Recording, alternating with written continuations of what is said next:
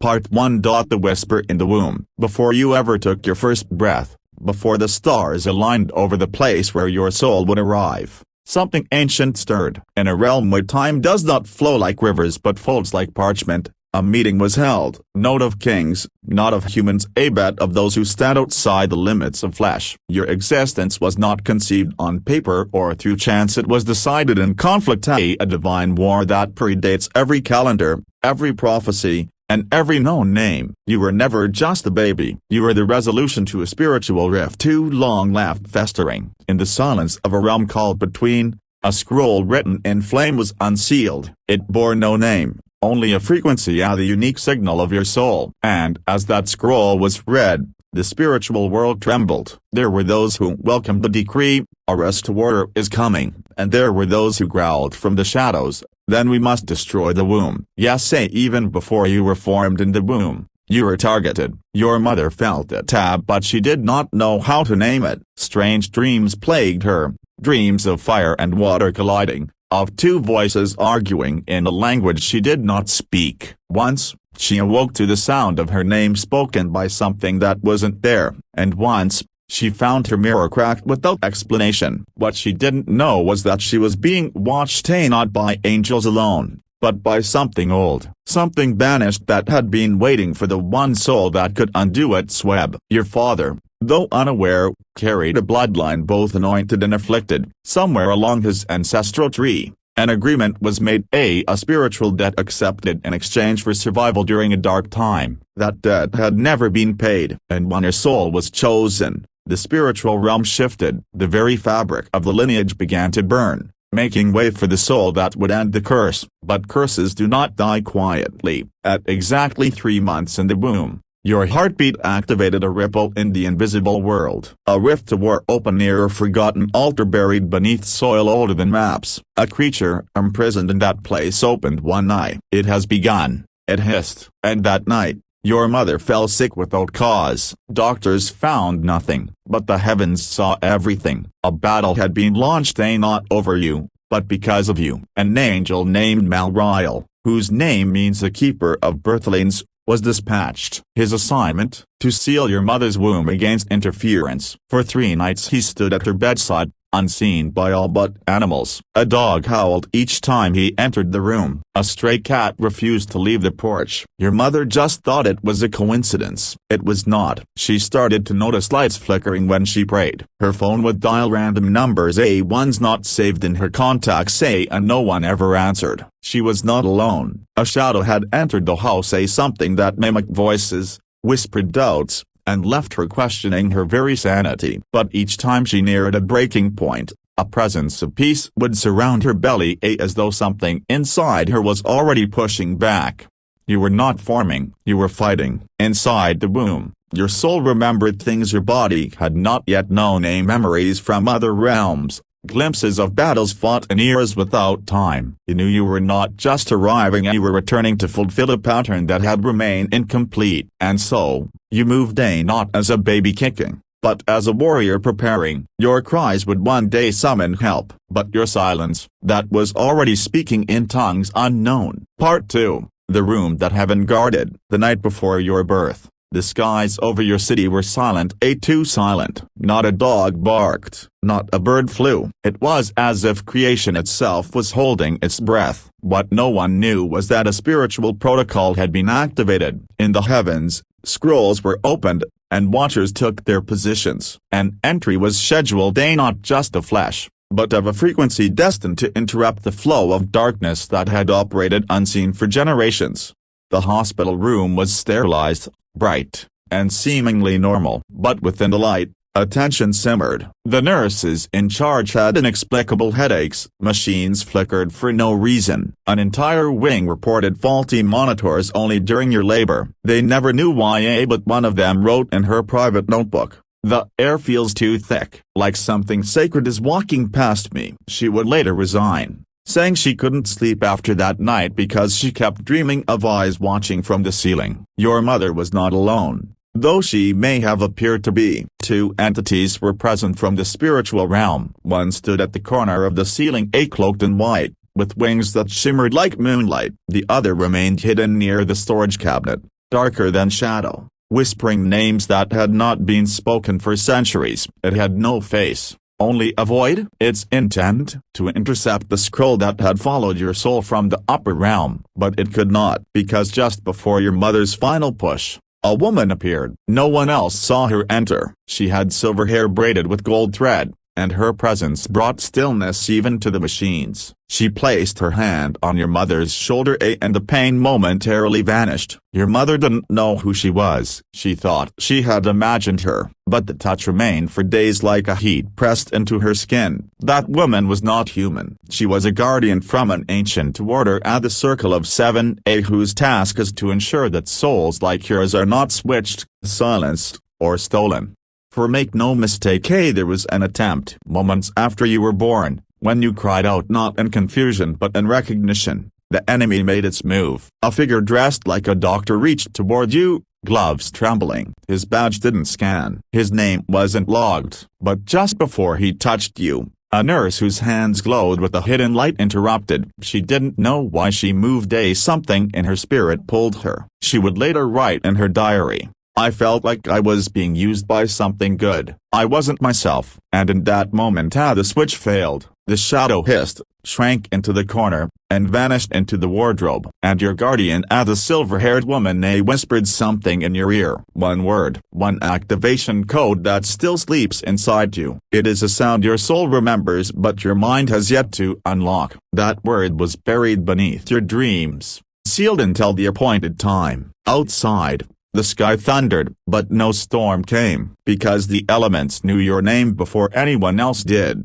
3 birds landed on the hospital window, black, white, and red, each representing a realm you had just crossed. They watched as you opened your eyes, and then flew off into the sky, in perfect silence. No one saw them, but the cameras caught only static during that array except for one frame that showed what looked like a burning wheel spinning above your crib.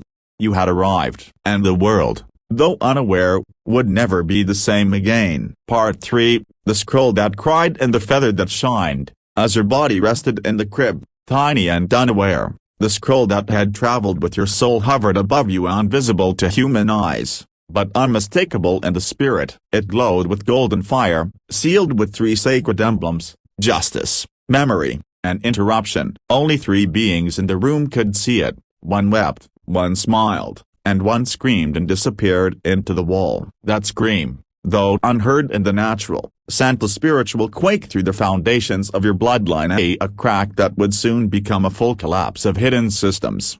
Your father stood nearby. He held your hand briefly, but he had no idea that his blood carried both blessing and burden. On one side, a forgotten ancestor had been a truth-bearer, a man who defied darkness and was cast out for it. On the other side, a woman had made a pact in the woods, seeking power to protect her children, unknowingly inviting a generational tether. That tether wrapped itself silently around the family tree, waiting to activate when someone came too close to truth. You were that one. When you let out your second cry, a sharp, long, defiant a hidden altar in the spiritual realm collapsed. A being once permitted to influence your family for 5 generations lost its footing. That cry had not come from your lungs alone. It came from your spirit, remembering a war it was born to end. That night, a nurse, unable to sleep, opened her personal notebook and drew a pair of glowing fists. She couldn't explain why. She would later say your hands glowed for a second, as if lit from within. She was warned never to speak of it, but she kept that drawing. And in her final shift before retirement, she left that page under your file, unsigned, buried, forgotten by men, but recorded in heaven. The next day, your mother was visited by someone claiming to be from the hospital follow-up team. He asked to see the starborn. She didn't know what he meant, and she turned him away. But when she opened the door later, she found a feather shimmering with light, placed gently on the threshold. It pulsed, then faded, as if it had delivered something and dissolved into memory. She picked it up, held it briefly, then lost it, or maybe it returned where it came from. Strange things followed. Your mother began to hear footsteps at night, always circling the crib. At first she thought it was postpartum confusion, but when she checked, Nothing was there, yet the air would feel thick, cold, still, then warm, then peaceful. She began praying, not because she feared evil, but because she could sense the holy. One night, at exactly 3:33 a.m., a white lion appeared in her dream. It didn't speak, it stared at her, then turned and circled her body 3 times. She woke with her hand on her stomach. Though you were already born, she thought it was a strange dream. She didn't know it was a memory being sent back to her from your time before flesh. She began to understand, not fully, but enough to stop questioning why you stared at ceilings for hours, unmoving, eyes wide as though you were listening. Because you weren't asleep. You were receiving. You weren't delayed. You were aligning. Art 4, the voice that walks through dreams. 2 nights after your arrival into the world, while the household slept, the silver-haired woman returned. She moved like light in a windless room, touching neither floor nor air, simply appearing, as though she had never left. She stood beside your crib, watching your face, then leaned forward and whispered a word into your ear. That word wasn't from any earthly language. It was older than Hebrew, deeper than Latin, beyond angelic tongues. It was an activation key, designed to sleep inside you until the appointed time. And now, that word is beginning to stir. The moment she spoke it, a soft wind moved through the nursery, though all windows were shut. Your mother woke with tears streaming from her eyes, unaware why. Her spirit had recognized the presence, even if her body hadn't. And that night, she dreamed of a man with wings as wide as the sky, standing beside a door made of stars. He didn't speak, but simply nodded. She woke with the sensation that her child had just been seen by heaven again. For 7 nights, she heard the same footsteps, slow, steady, protective. The world called it imagination, but her soul knew better. You did not sleep like other children. You did not cry at odd hours for no reason. You were communing. Each time you stared into nothing, you were seeing the realm between that veil so thin around your crib it could not hold. It was in those moments that angels gathered, and with them, something darker waited at a distance, unable to step forward but desperate to reclaim what had been lost, the power your soul stole back from it at birth. It hadn't given up. 1 month after your birth, a letter arrived with no return address. Inside was a map, handwritten, old, faded. At the center, a single phrase: "Hide this child in light." Your mother showed it to no one. She hid it in the back of her drawer, but every time she opened it, a soft hum filled the room, like wind across a harp string. She would sometimes stand by your crib at night, simply staring, not in fear, but in reverence. Deep inside, her soul remembered what her mind could not hold. Then came the incident with the vase. One evening, your cry, sudden and high, echoed through the house, and a crystal vase shattered in another room. No one touched it. Nothing fell. It simply exploded as if struck by invisible force. That night, your mother wrote in her journal, "Something is guarding him, something powerful. I don't know why, a broken bar, but I'm glad." In the realm beyond dreams, your name was already famous. Spirits spoke of the one who echoed. Because when you cried in the hospital, your voice wasn't just heard by human ears, it rippled across 3 realms. And those ripples stirred memories of an old war, one in which a promise was made: when the restorer came, old chains would break. And break they did. An elder in your family, the very one who once said you made him feel uneasy, stopped speaking your name aloud after your birth. He began dreaming of fire, of scrolls he could not read, of someone watching him from mirrors. He avoided you, not out of hatred, but out of recognition. His power, once inherited through secrecy, began to unravel the day you arrived. And so the silence began. No one told you these things, but your spirit has never forgotten them. The whispers in your dreams are those that speak languages you don't know. They're not meaningless. They are memory reactivations, instructions returning, truth awakening. You were never born just to live. You were born to remember. Part 5. The Hidden Name and the Burned Prophecy. There was a moment long before you learned to speak, when the air around your crib began to hum softly. It wasn't the sound the human ear could detect, but in the spiritual frequency, your name was being spoken aloud in a language no longer heard on earth. It was not the name on your birth certificate. That name is your earthly marker. But the name spoken that night, your heavenly name, was older, wrapped in fire and promise, and had not been uttered since the gate was last opened 200 lifetimes ago. Three beings heard that name in that instant. A1 covered their face in awe. A1 smiled and said, "It is time." A1 let out a shriek so deep it split through dimensions, waking a sleeping demon chained to your ancestral line. This was the name spoken over your soul when you were sent, not born, but commissioned. The house you lived in was never meant to carry that level of spiritual heat. Strange things began to happen. Mirrors formed fog without steam. Clocks reset themselves. Your toys moved in patterns no one taught you. Once, a neighbor's child stood at your crib and whispered, "His light hurts my head," then ran away crying. No one knew what it meant, but your guardians in the spirit did. They watched and waited, but so did something else. A shadow tried one final time, not to take you, but to delay your memory. You see, the real danger wasn't your life, it was your awakening. If you remembered too early, the curses locked in generations would collapse too soon. So the spirit of delay crept in. It whispered confusion, planted insecurity. It made others ignore your questions. But it couldn't stop what was written. Your mother, years later, would confess to waking up once in the middle of the night and finding a scroll beside your pillow, thin, glowing, etched with symbols that pulsed like embers. Fear overtook her. She thought it was witchcraft. She lit a match and burned it. What she didn't know was that the scroll was not sent by darkness. It was a prophecy, a map of your awakening. By burning it, she delayed your divine timeline by 12 years. But prophecy, though delayed, is never destroyed. It waits. And now, the countdown has resumed. Your life has likely been filled with moments of chaos, sudden highs and lows, spiritual echoes that made no earthly sense. This is not instability, it is the friction of two realms colliding through you. The reason you've always felt torn between identities,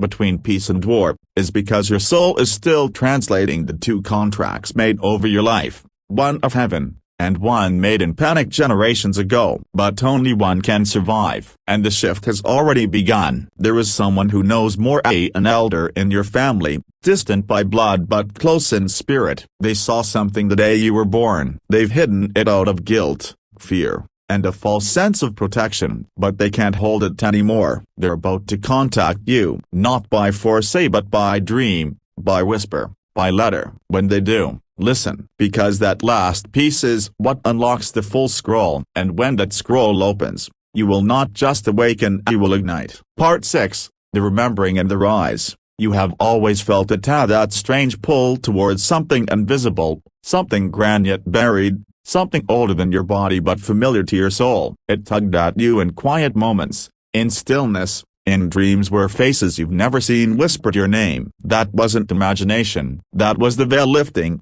piece by piece, to reveal what heaven hid until the moment you could handle it. Now that moment has come. The woman in silver, the guardian who oversaw your birth, still walks in and out of your timeline. She was seen by your mother once, by nurse once, and she left something behind, a fragment of light, embedded in your aura, like a strand of divine DNA. It activated when you were a child and stood up for someone who was being hurt, even though you didn't understand why you were so brave. It activates again now as your memory awakens. You were not meant to live an average life. You were meant to walk as a disruptor of cycles. Your dreams lately are those sudden visions, voices, flashes of symbols. They are not dreams. They are spiritual rehearsals. You're practicing for the day you fully remember who you are. Each time you awaken, you carry a little more of that light into your waking world. Each time someone confesses things to you they've never told anyone else, it's not random. Your energy unlocks truth. Your presence collapses deception. That's why manipulators avoid you. That's why liars tremble near you. That's why animals pause in your presence. You carry something holy, something ancient, something uncontainable. One day, your mother sat at the edge of your bed with something in her hand, a photo, a token, a truth, and she nearly told you the real story. But fear made her stop. That item still exists, hidden somewhere in your childhood home. When it's time, you'll find it. It will be the physical confirmation of all you've just remembered. There was also a spiritual file written the day you were born, not by doctors, but by watchers. It listed 3 divine tasks you were meant to fulfill. 1. Break the generational code that was placed on your bloodline. 2. Restore light to a soul that almost drowned in shadow. 3. Activate a spiritual key inside another chosen one whose timeline depends on you. The first task is already underway. The second is closer than you realize. The third day that soul is already orbiting your path. When you meet, both of you will remember things you never studied. That's how you'll know. And now a broken bar, the most guarded truth. Your arrival closed the spiritual gate A1 that was open for only a few moments. That gate allowed certain dark energies to enter the world, but your soul lay by divine command A was sent as the final interruption. You closed it by being born through it. And now, nothing from that world can touch you again. Not unless you invite it, but you won't. Because you remember now, you were never just a child, you were the hinge of a cosmic shift. Every coincidence, every delay, every heartbreak, every betrayal, every night you questioned why you were here. It was the resistance of a world that feared what you would one day know. And now you know. Archangel Michael says,